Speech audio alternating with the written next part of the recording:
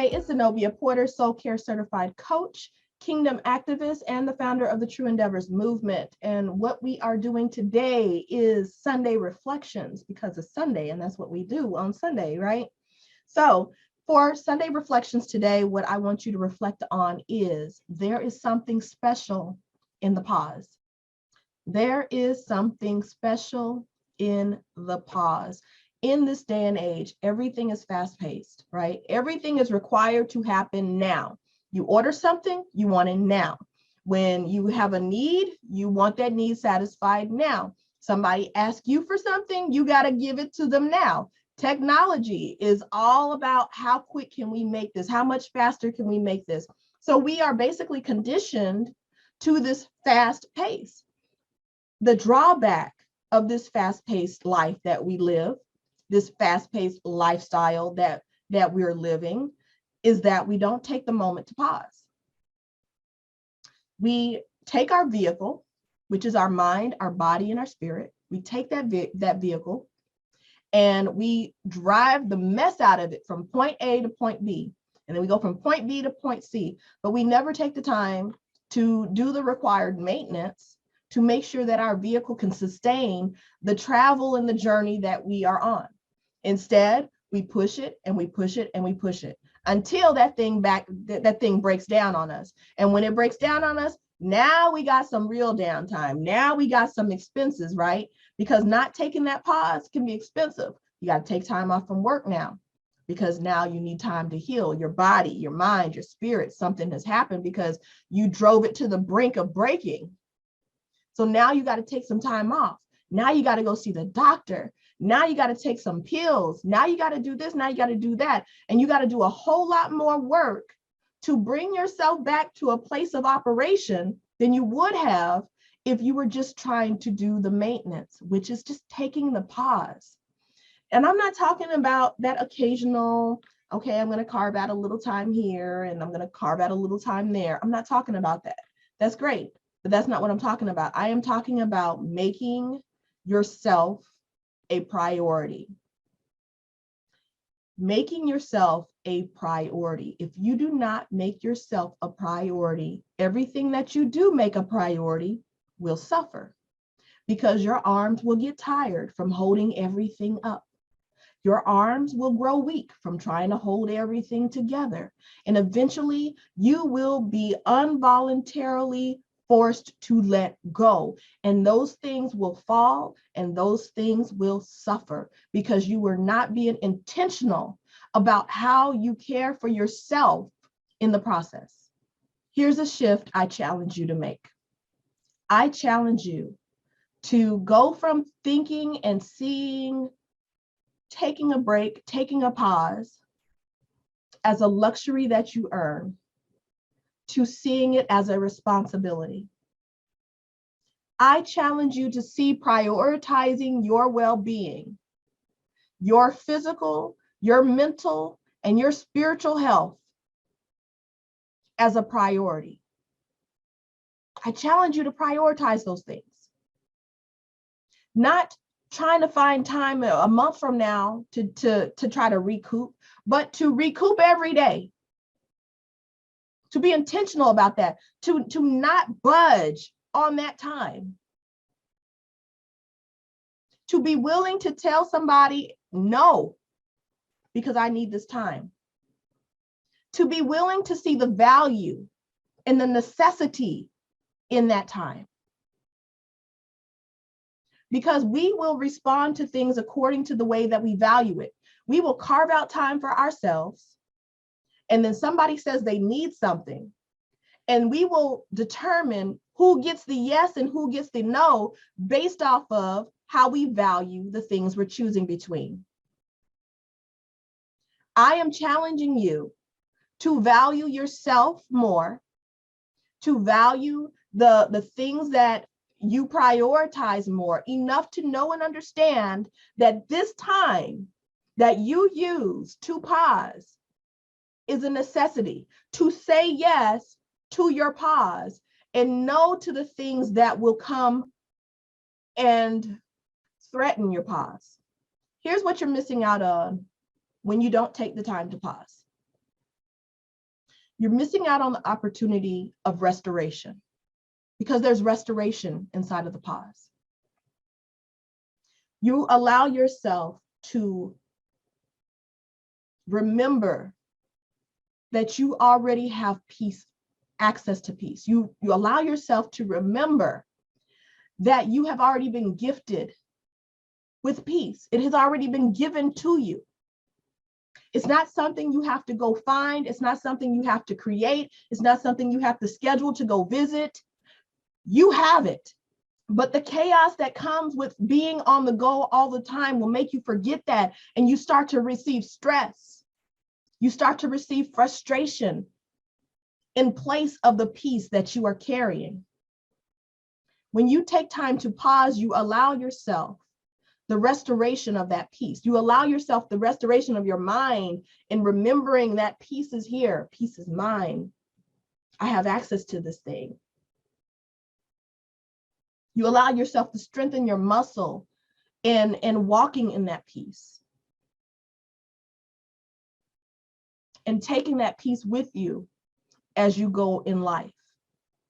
In the pause, you create a level of intentionality, because when you're constantly on the go, what you are doing is you are reacting to life. You are reacting to life. You are reacting to your family, your friends, your coworkers. You are reacting to your environment. And when you react, there is no thought and no information attached to a reaction. It's knee-jerk. It's immediate. So if there is no thought and no intention attached to the reaction, then what is attached to the reaction? I dare to say trauma, pain, and past disappointments and past experiences are attached to our reactions, because our body remembers. Our body remembers what it felt like to be under a lot of pressure. And as a resort, as a way of protecting itself from experiencing that level of pressure that almost broke you before in the past, it's going to react. Your body remembers the pain of a disappointment. And if there's no thought or information or perspective attached to what it is you're going to do, you're going to react.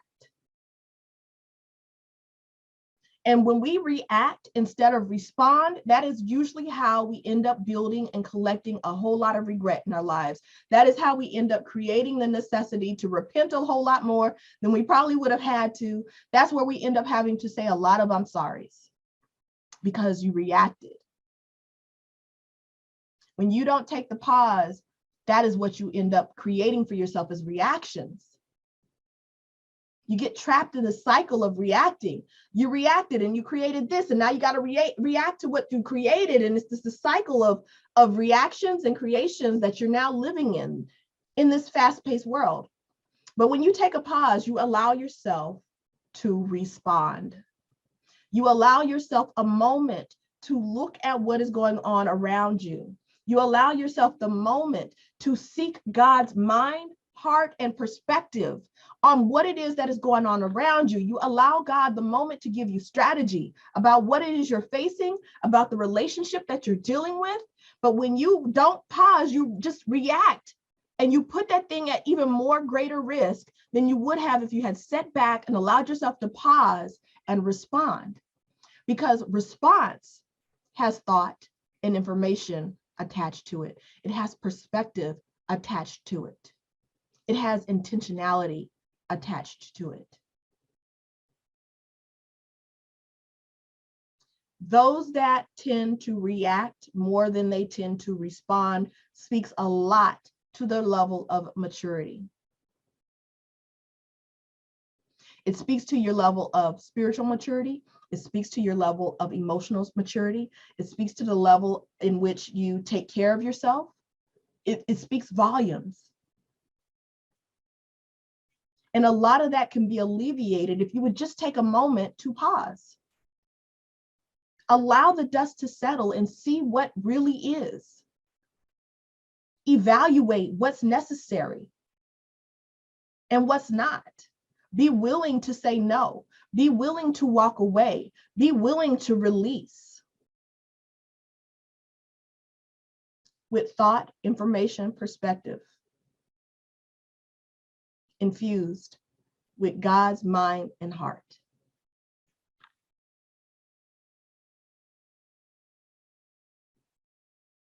The other thing that is inside the pause that you're missing out on, and I would say that this is the most important thing, and that is an opportunity to hear, connect, and rest in God. Kind of talked about the hearing part when we were talking about gaining clarity, because clarity is inside of the pause, right? But what I want you to understand and know is that silence drowns out the noise of the chaos that's swirling around you. It gives you the opportunity to be intentional about listening for God, asking God, and hearing him.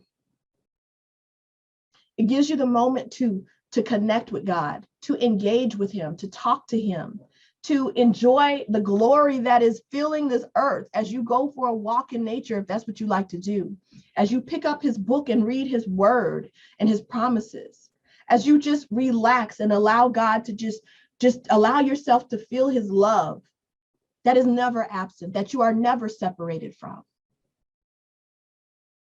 And just rest in him. There is protection in his rest. There is provision in his rest. There is love in his rest. There is peace in his rest. There is strategy in his rest. There is healing in his rest. There is growth in his rest. There is transformation in his rest.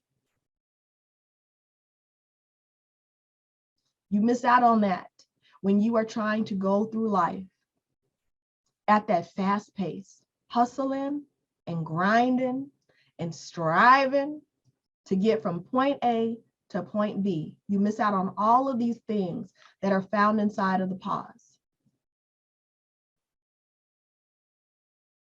So I challenge you to make that shift, to shift your mind from seeing pause and rest as a luxury to seeing it as a responsibility that you have. Not all responsibilities have to be considered a burden. Some of them you can enjoy, and this is one of them. I challenge you to do it. I challenge you to evaluate where you are not showing up in terms of rest, how you may or may not be pausing, and adjust accordingly. Will you do it? If you will, let me know in the comments below. Until then, head over to TruEndeavors.com, find out how you can work with me on a more personal one-on-one level, and I will see you later. I will see you next time. Be blessed and stay true. Hey, don't forget to subscribe to my channel, turn those notifications on, and check these videos out here. I'll talk to you soon.